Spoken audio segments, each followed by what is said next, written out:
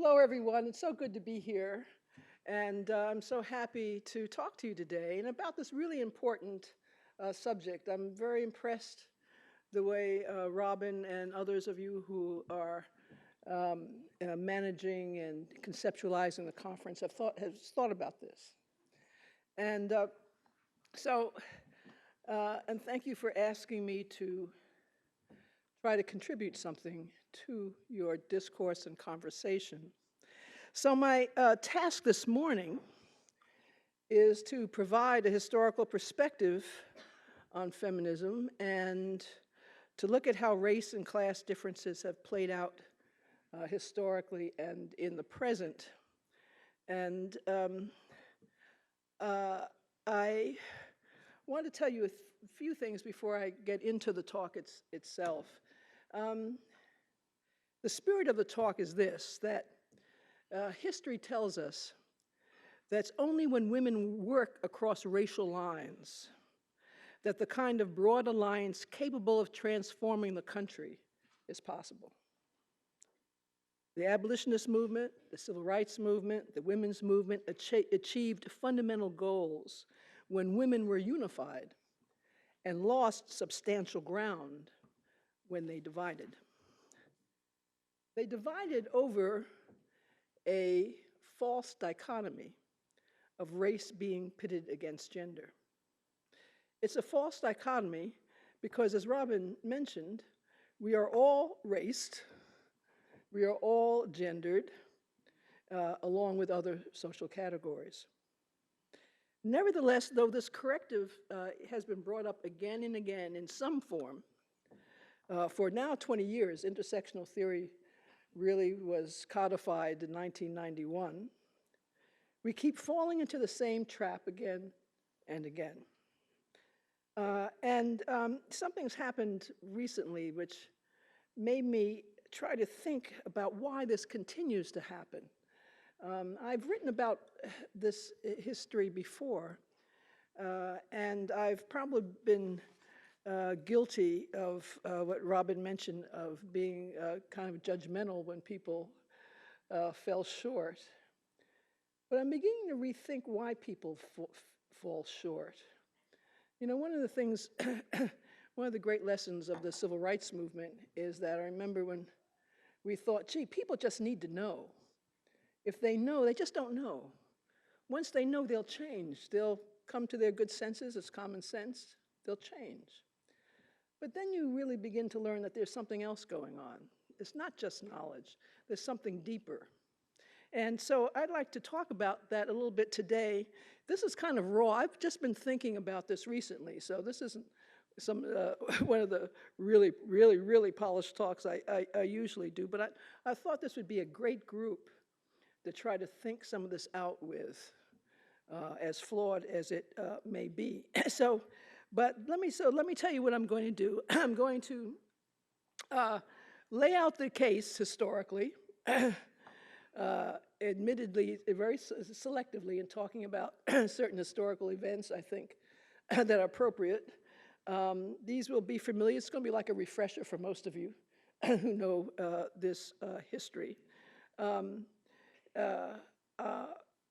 will talk mostly about race and mostly about African American and white, not to exclude other groups, but I think if we explore this centrally, that we'll understand a broader framework as well for some of the other differences that you're going to talk about in the conference. Then I'm going to talk briefly about what I call an aha moment, which is, again, what Robin talked about, this kind of theoretical intervention of intersectionality. And I'll talk just very briefly and oversimply about it, but I think it's important to the discussion.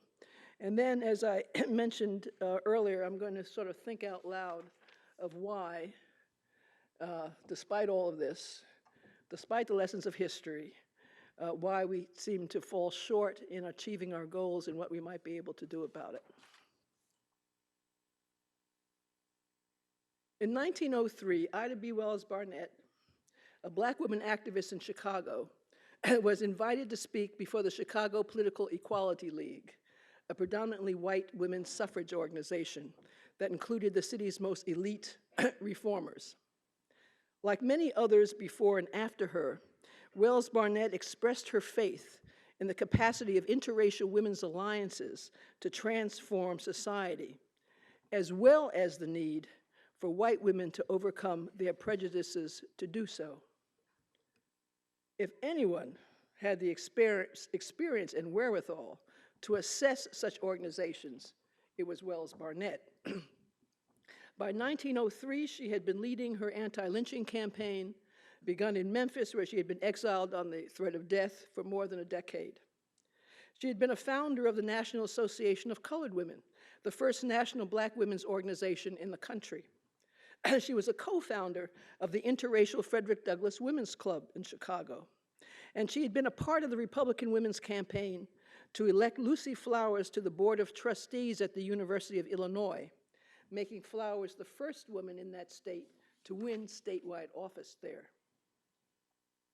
Quote, organized women like yourselves, she says to the group, were best fitted to move our society forward and provide opportunities for black women who had proven their dignity, genius, and lack of race hatred. Interesting words. But Wells Barnett warned, white women themselves had to be emancipated from the prejudice which fetters their noblest endeavor and renders inconsistent their most sacred professions. Wells Barnett, like the NAACP that she would help co-found less than a decade later, had envisioned her activism, and particularly her anti-lynching campaign, as, in part, an effort to reconstitute the interracial movement that brought about the 13th Amendment ending slavery.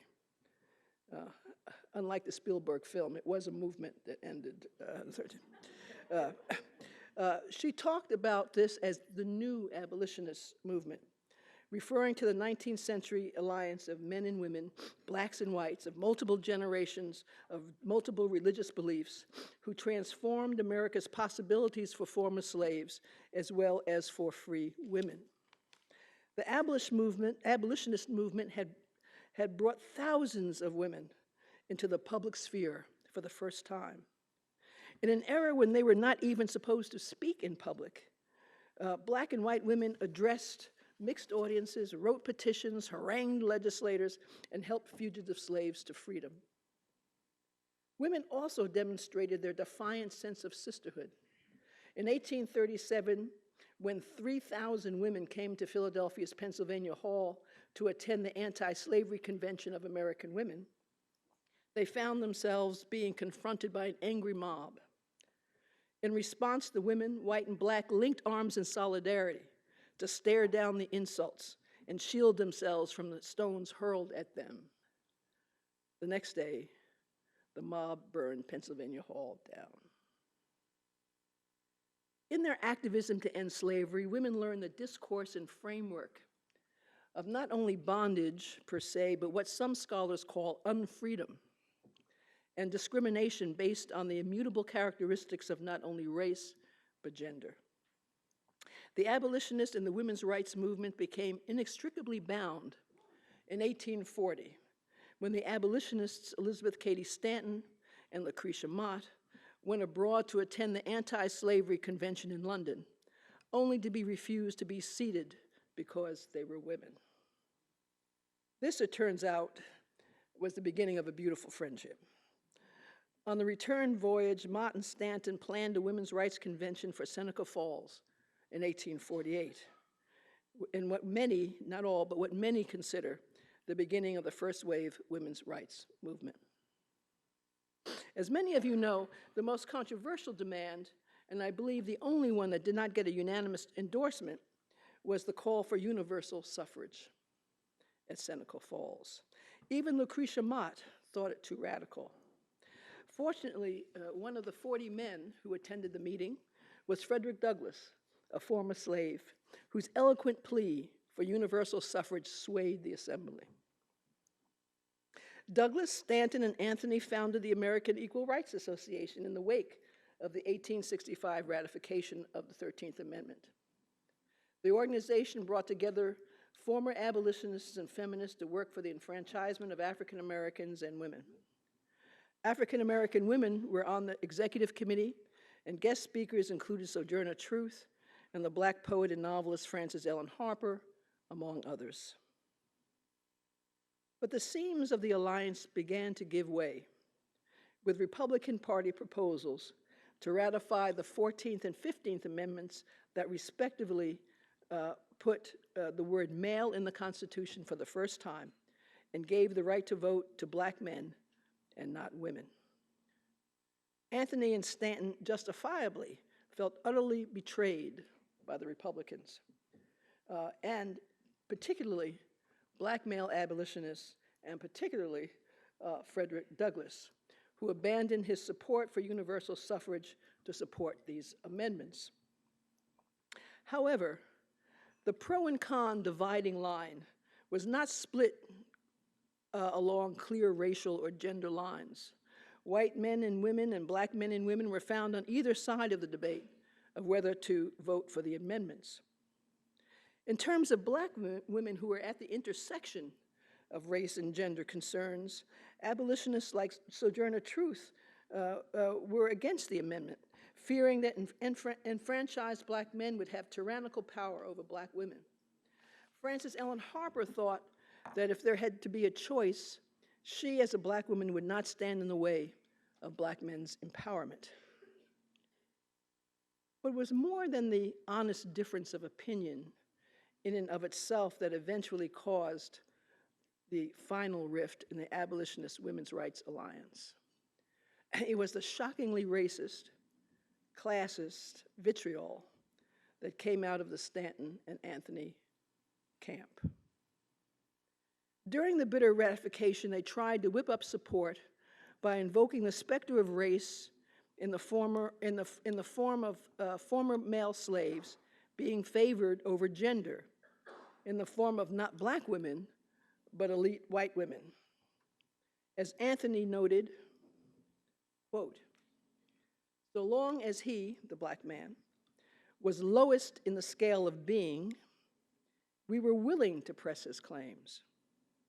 But now, as the celestial gate to civil rights is slowly moving on its hinges, it becomes a serious question whether we had better stand aside and see Sambo walk into the kingdom first." Another quote from her. "The Republicans have with one hand lifted up 2 million Black men and crowned them with the honor and dignity of citizenship. With the other, they have dethroned 15 million white women, their own mothers and sisters, their own wives and daughters, and cast them under the heels of the lowest orders of manhood." And Anthony's colleague, Elizabeth Cady Stanton, wrote that if she had to make a choice, she preferred, quote, "Bridget and Dinah at the ballot box to Patrick and Sambo." In pretty short order then, Anthony and Stanton managed to denigrate Black men, show their disdain for Black women and Irish working class white men and women as well. This was not missed by reformers such as Frances Harper, who noted that white women all go for sex, with race occupying a minor position. She could have added class as well. Moreover, she believed that her white sisters paid insufficient attention to what it meant to be a Black woman, and in a position in which every white, as she said, including every white working class woman, can discriminate against you. Anthony and Stanton's attitude would also taint the movement to ratify the 19th Amendment for women's suffrage. Their suffrage organization advocated a policy of expediency that excluded Black women and men, and for Black women and men in order to get the support of Southern white women and to placate Southern congressmen who feared enfranchising women, who would not enfranchise women if it meant enfranchising Black women in the South. This difficult chapter in an otherwise heroic history, this is a difficult chapter in an otherwise heroic history. And it's easy to be judgmental, and dismissed these white pioneers as racists with a terrible case of elitism. But when you look more deeply at Susan B. Anthony particularly, the story becomes a little more complicated. Anthony was one of the few white reformers of her time who actually socialized with African Americans on a basis of social equality. People like Wells Barnett, a notorious public scold who challenged Anthony on her views, nevertheless looked up to her. And of course, she wasn't the only one. After Frederick Douglass's death, his family personally asked Anthony to speak at his funeral. Anthony stood up for Wells Barnett when many others, including African Americans, felt that Ida was too radical. In her autobiography, Ida wrote about an instance when she spoke about lynching in Susan's hometown of Rochester and was taunted horribly by a white man in the audience until Anthony, who was in attendance, stood up and defended Wells Barnett's point of view. After the talk, Susan invited Ida to stop. I'm on first-name basis with all these people at this point. Susan invited Ida to stay with her where they hashed out some of these issues, and during the course of the visit, Anthony asked her stenographer to help Ida with some work. The stenographer refused. This is in Wells's autobiography. The stenographer refused, telling Anthony that she would not work for a black person. Anthony fired the woman on the spot. Even when taking into consideration the fact that persons are quite capable of having disdain for a group while having relationships with individuals whom they consider exceptional, it is hard to align the two Anthonys. Something, or at least something in addition to classic notions of racism and classism, must have been at work. And I'll return to that thought. In the same way, I rethink the seeming relative mildness and acquiescence of black reformers to the idea of men receiving the vote before women. Anthony and Stanton, in fact, could turn Frances Ellen Harper's earlier formulation upside down to say that black women think only of race, with gender a minor consideration. Nevertheless, women like Harper were truly feminists. She was an officer in the Women's Christian Temperance Union when it was under the auspices of the reformer Frances Willard, who was pretty radical, if you know that history. She, too, was a part of the National Association of Colored Women later, and she believed that it was women's work, as she put it, that could change the world. Women's work could change the world. After the death of her husband, Harper led a completely independent and autonomous life.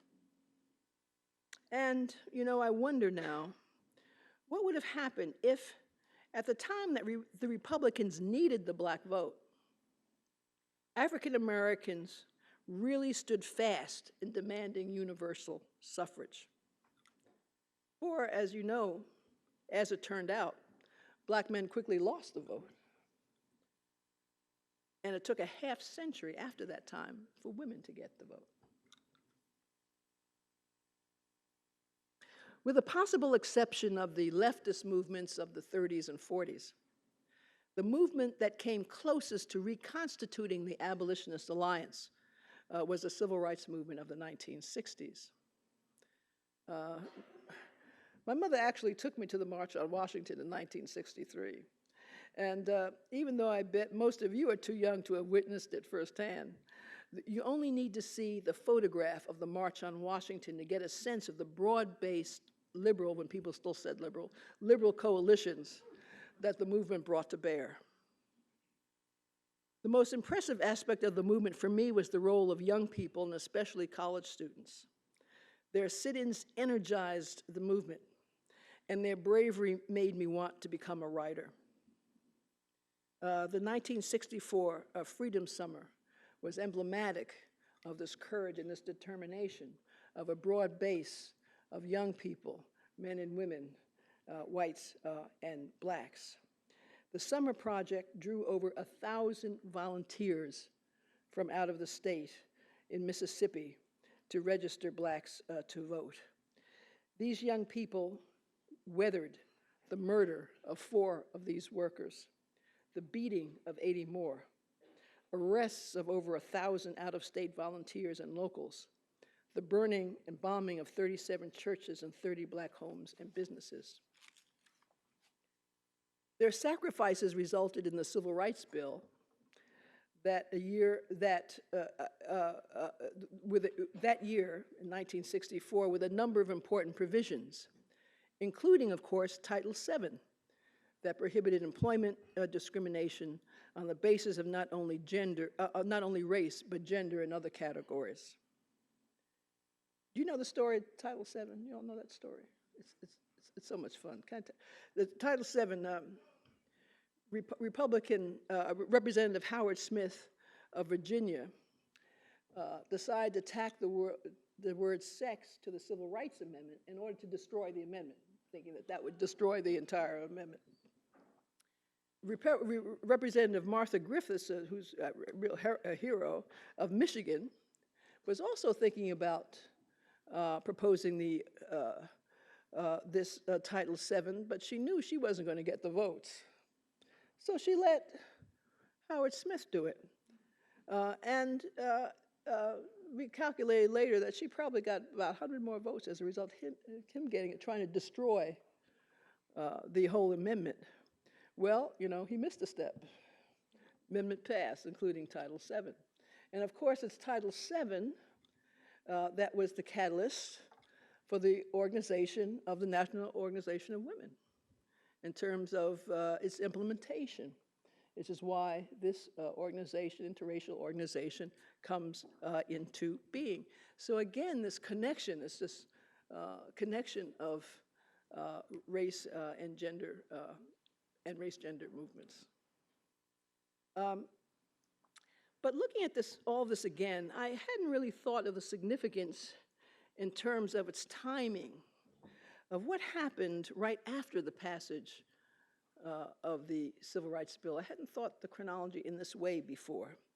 The very next year, 1965, saw a report issued by the Department of Labor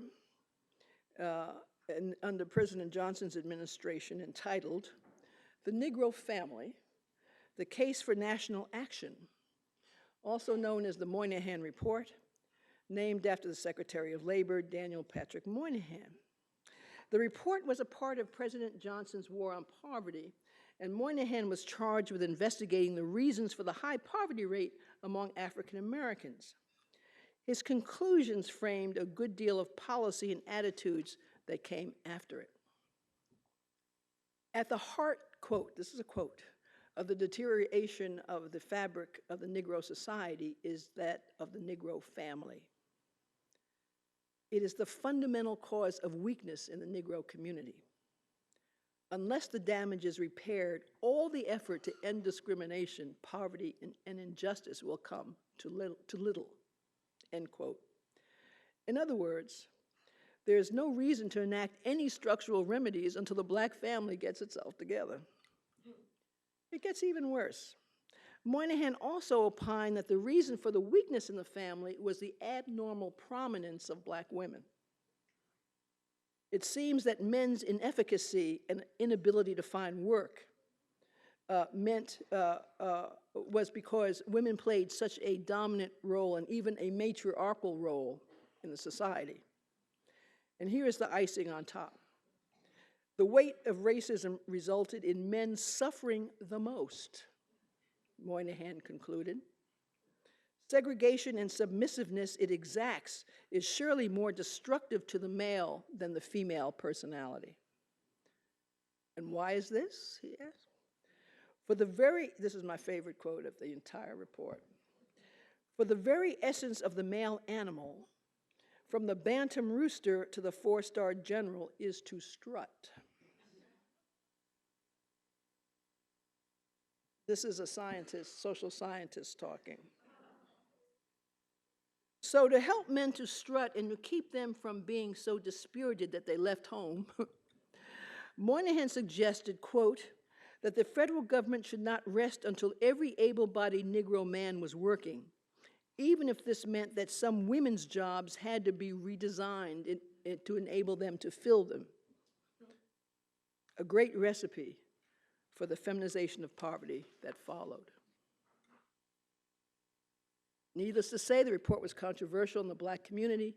There were debates about the accuracy of the matriarchy designation and about the inherent value of the traditional nuclear family versus other arrangements. But there was comparatively little said about the dangerous implication that resilient women were more of a problem than structural racism, that men needed to be dominant, or that public policy to remediate the urban crisis was directed at men at the expense of women. As Ebony magazine noted in the period, the immediate goal of the Negro woman today should be the establishment of a strong family unit in which the father is the dominant person. Yeah. No coincidence that this is exactly the moment when Black power and Black masculinity become the new hallmarks of the civil rights movement. Leaders of SNCC increasingly and pointedly questioned the presence of whites in the organization as well as the role of women. Both trends came to a head when two white women SNCC workers, Casey Hayden and Mary King, presented a thoughtful position paper at an internal SNCC conference complaining about the growing sexism in the organization. In response, Stokely Carmichael uttered his infamous phrase, Miss Laughter in the group, quote, "The only position for women in SNCC is prone," end quote. Both the response to Carmichael and the support for Hayden and King were far too muted. As Cynthia Washington, a SNCC project, Black SNCC project director, noted, "I'm sure that our single-minded focus on the issues of race discrimination and the Black struggle for equality blinded us to other issues." The activist Eleanor Holmes Norton observed, "We have been called matriarchs by white racists and Black nationalists. It took us some time to realize that we had nothing to fear from feminism." These don't make for good alliances, what's going on here.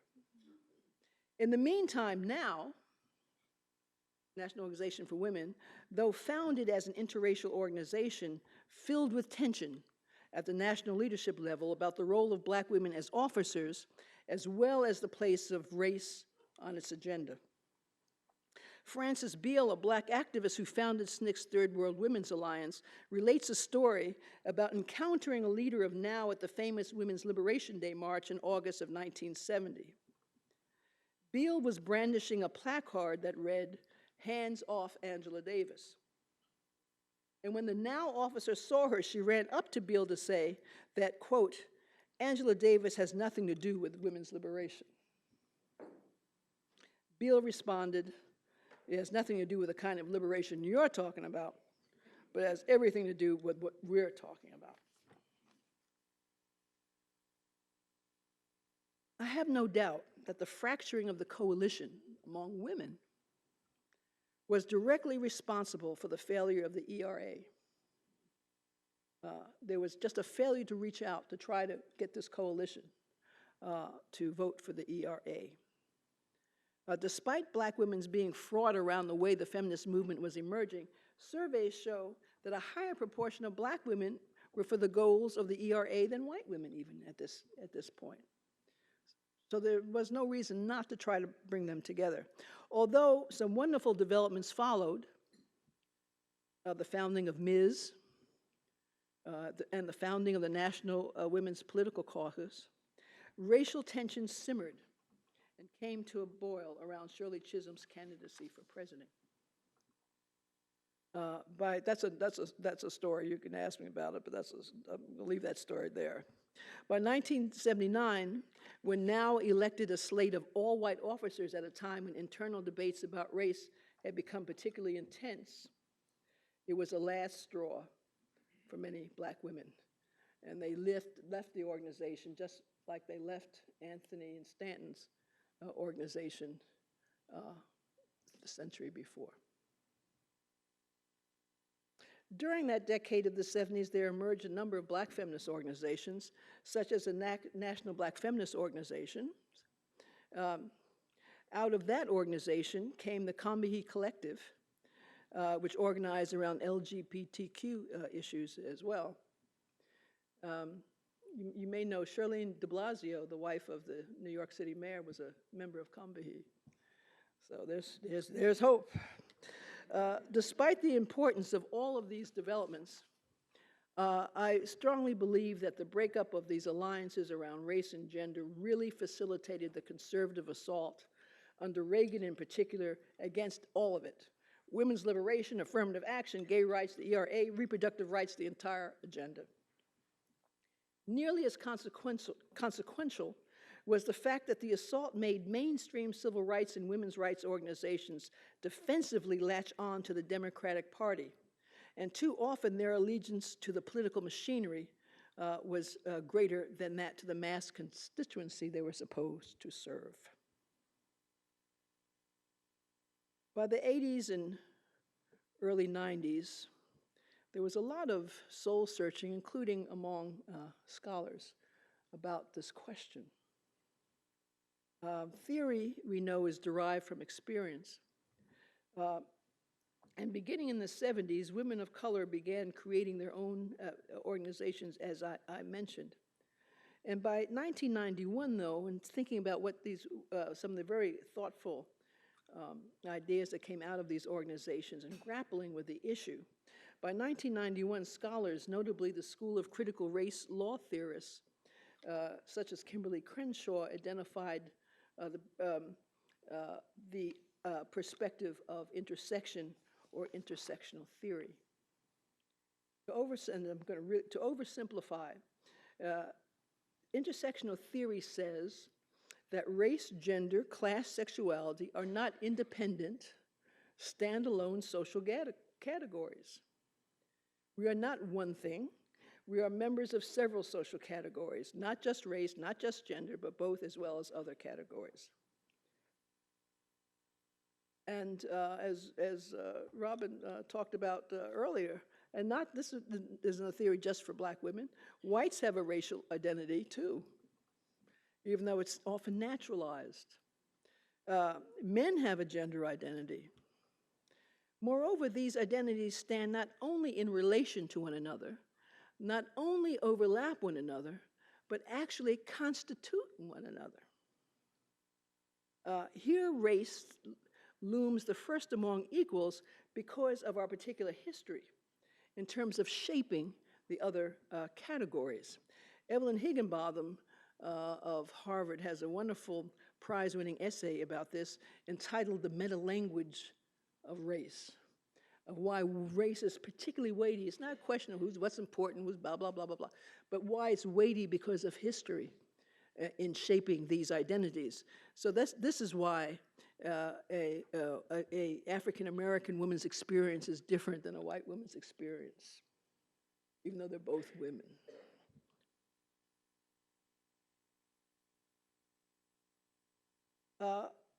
This theory should erase this idea of race versus gender. It should help us to understand the variation within each category. The problem, as these scholars talk about it in the past, has not been the difference between groups, but the failure to recognize the difference within groups, the difference within the category of women, the difference within the category of race. When race and gender are perceived as unitary categories, black women fall to the margins. That's what's wrong with the designation of minorities and women, right? And so women of color become marginalized in that discourse entirely. There's a canonical text in black women's studies called All the Men Are Black, All the Women Are White, but Some of Us Are Brave.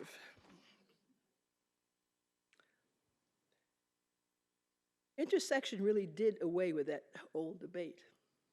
Are you a woman first or a person of color first? Or which is most detrimental, race or gender discrimination? And the theoretical intervention has been a boon, especially in the academy, particularly in law, more and more in medicine, and of course in the humanities. Now, scholarship that does not take an intersectional framework into account is subject to significant criticism. Not only does this enrich the scholarship and relationships across racial lines, it has minimalized the toxic politics in the academy between African American studies, for example, and women's studies. Even outside of the academy, and even if you have never heard the word or theorized intersection, it just, when you think about it, as all good theories do, it just makes sense in the 21st century. For at bottom, it is a recognition of difference and diversity within categories of race, gender, etc. So, problem solved, right? We have the perspective to avoid. We have the historical perspective. We have the theoretical perspective to avoid these differences that fractured women's alliances and thereby slowed our common quest for social justice. Moreover, now we're in an era of gender and racial equity, settled policy in both the public and private sector. And indeed, the 21st century alliances began to come together, if for no other reason than for pushback of Bush-Cheney and what they represented. On our way. And then came the 2008 Democratic primary. And more recently, President Obama's My Brother's Keeper initiative. The rhetoric around President Obama's victory over Hillary Clinton in the primaries was so much of a flashback to the 14th and 15th Amendment debates that it was scary and very disheartening. We heard leading white feminists talk about race and gender again being contending forces, and that this time it was a Democratic Party that had betrayed women by choosing Obama over Clinton.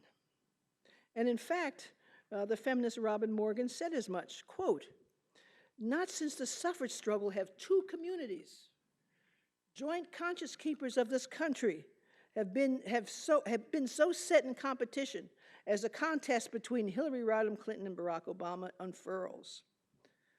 But again, just as in the other, historically, the sides were not neatly divided by race and gender, and there were honest debates about the candidates on all sides. But in addition, again, there was the unmistakable sense of entitlement that woman, undifferentiated, woman, which means white, should get this political mantle before a black man should.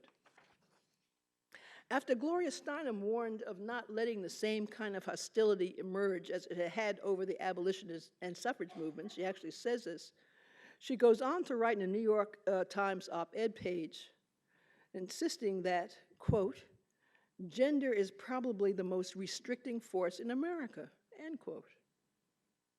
How can you say that without any other social determinants? Then she attempted to prove her point by asking if an African-American woman with Obama's background and credentials would have experienced such a meteoric rise as he did. Well, the answer is no. But you can ask the same question about if an African-American woman with the same drive and intelligence would have had the same advantages and opportunities that Hillary Clinton had. If Barack Obama's gender gave him an advantage, Hillary Clinton's race gave her one. Lack of intersection.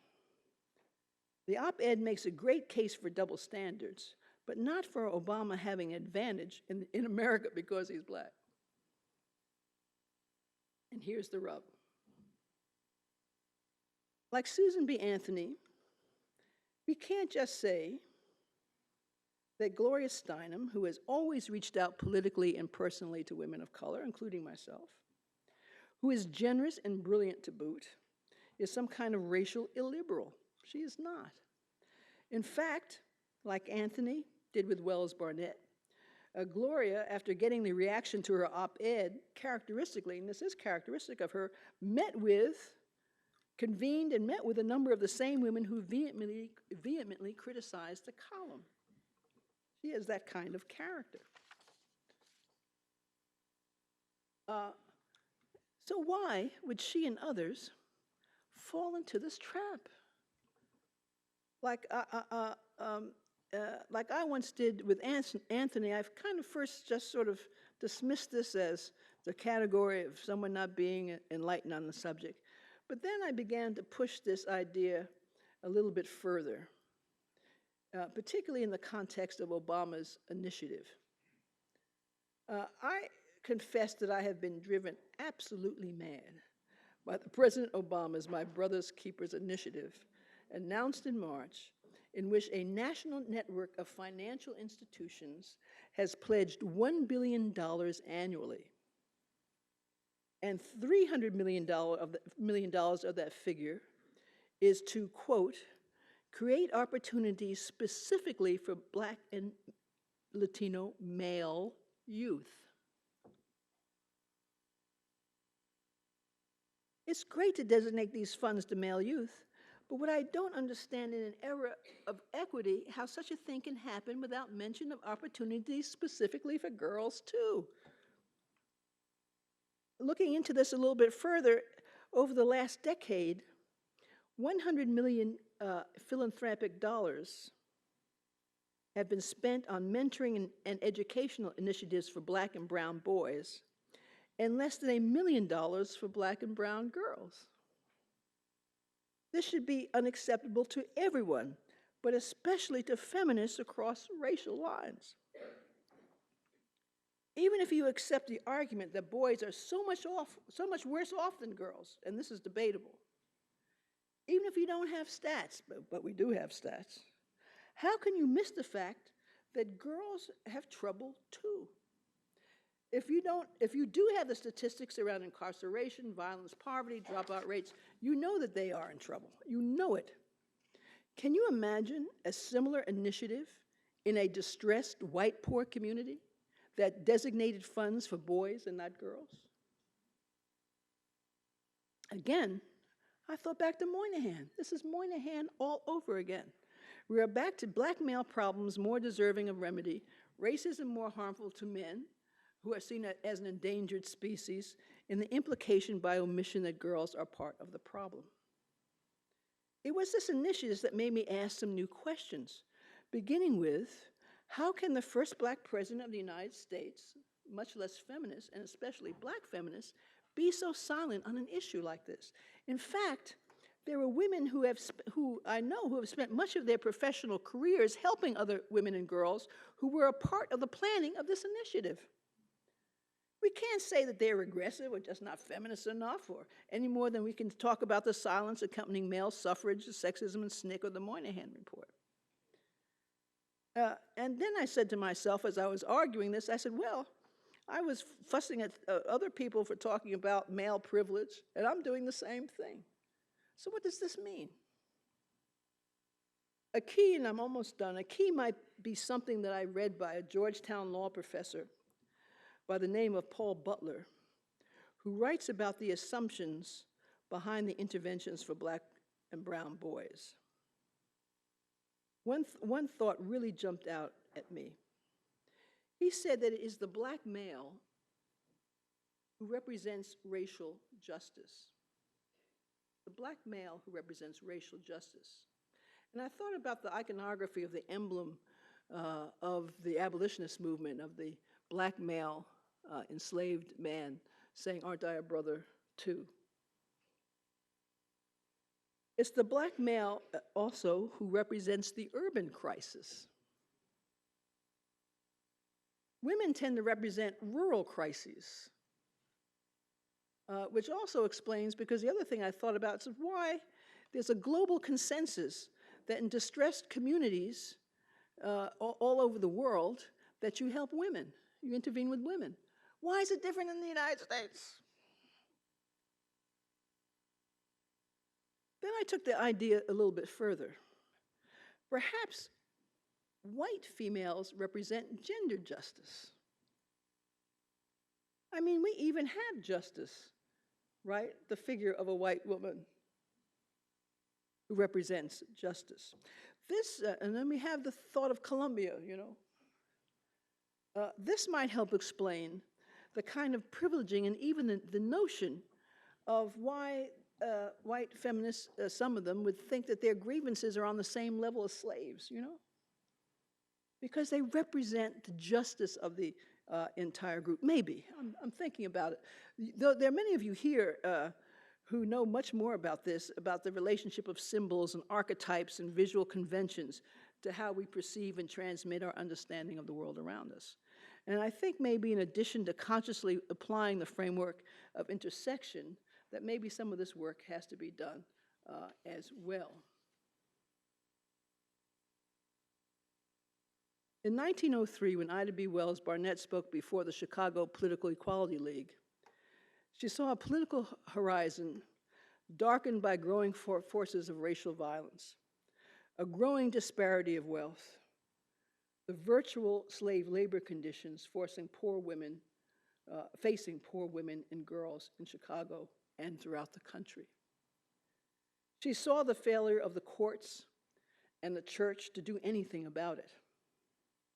But in Chicago in 1903, women across racial lines and across class lines were engaging with one another to address these issues, giving Wells Barnett great confidence in them.